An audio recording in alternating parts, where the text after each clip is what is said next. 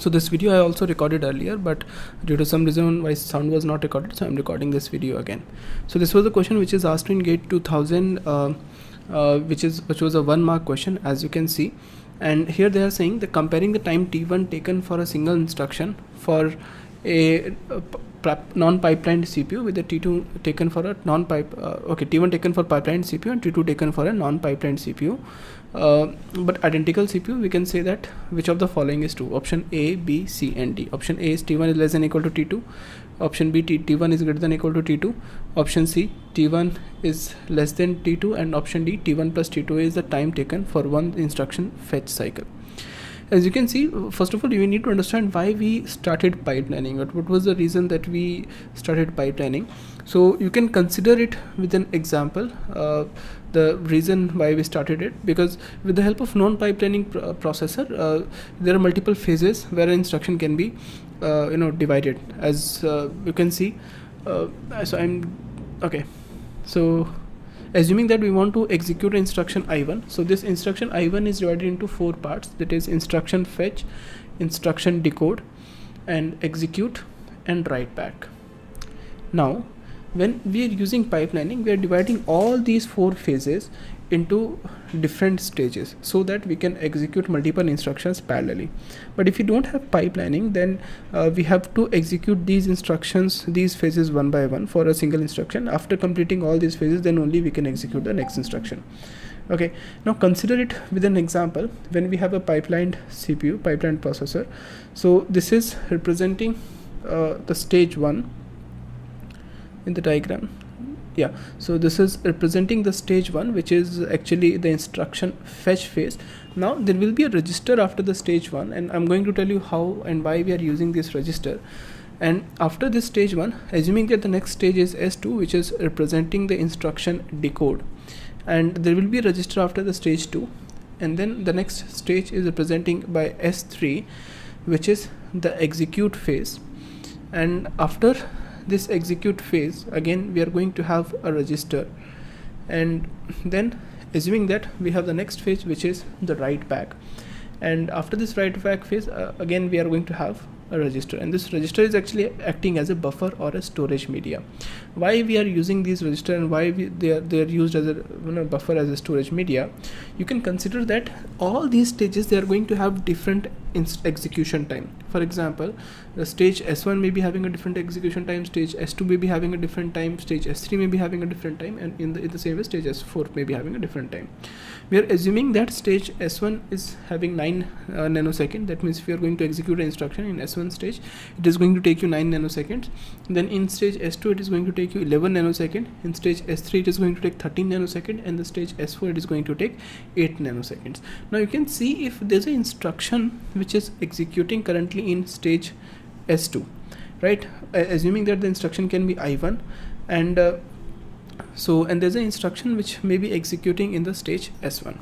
So let me write it down here. So assuming I1 is the instruction which is executing in stage S2, and I2 instruction is executing in stage S1. Now you can see this I1 instruction will be executed faster, or you can say it is going to finish faster as compared to S2, because I1 instruction is going to take 11 nanoseconds and I2 instruction is going to take 9 nanoseconds only.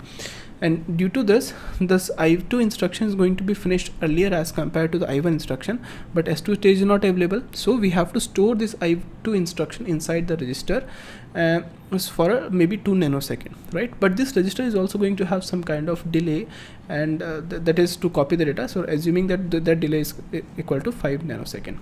Okay, now what was the reason why we started pipelining? Is pipelining because we want to make CPI is equal to 1, that is cycles per instruction as equal to 1. So here every stage plus the register of that stage, both of them included, is called as a stage. So I'm saying S1 stage is including instruction plus fetch plus register R1.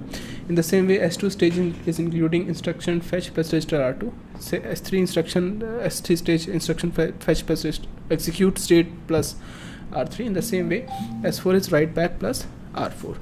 And if let us suppose we want to execute an instruction, then first instruction is going to take 13 nanoseconds in stage S1, the second instruction is going to take 16 nanoseconds in stage S2, third instruction is the same instruction is going to take 16 nanoseconds in S2, and then 18 nanoseconds in S3, and 13 nanosecond in S4.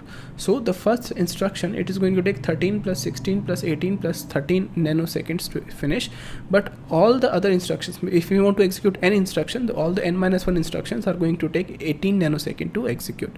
Okay, so this entire time is going to take, if you want to execute n instructions, and if the value of n is very large, so you can see it is all the instructions are nearly going to take 18 nanoseconds to execute. But if we don't use the pipelining, right, then we don't need these registers to store the data. That means the instruction I1 is going to execute all the 4 stages, then only instruction I2 is going to come. So I1 instruction is going to take 9 plus 11 plus 13 plus 8 nanoseconds to execute, and after this only next instruction can be executed. So in total this is going to be 41 nanosecond, and if you have n instructions, so all these n instructions are going to take 41 into n nanoseconds. Okay, but with the help of pipelining, these instructions are going to take 13 plus 16 plus 18 plus 31, which is approximately equal to 60 or 61 60 nanoseconds to execute, plus all the other n-1 instructions are going to take 18 nanoseconds to execute, right? So if the value of n is very large, then pipelining is going to be benefited, because that way we are going to save a lot of time. But here you can see in this question they are saying that single instruction on a pipeline. So this is the keyword, single instruction. Now if we have to execute only one instruction, then in case of pipelining it is taking 60 nanosecond to execute the first instruction, right? But in case of non-pipelining, it is going to take 41 nanosecond to execute that instruction. So you can say the non-pipeline processor is behaving better as compared to the pipeline processor if we have to execute only one instruction. Okay, hence for this question the answer is option number B, which is T1 is greater than or equal to T2. Okay, so that is the answer is for this question, and we use pipelining because we want to make CPI is equal to 1, that is cycles per instruction is equal to 1. Okay, so let us move on to the next question here, and this question was asked in GATE 2000, which is the answer of this question is option number B. Okay, so now we'll take some more examples, and we are going to see some architecture of pipeline, how this pipelining is implemented as in a hardware level. Okay, so let us stop it.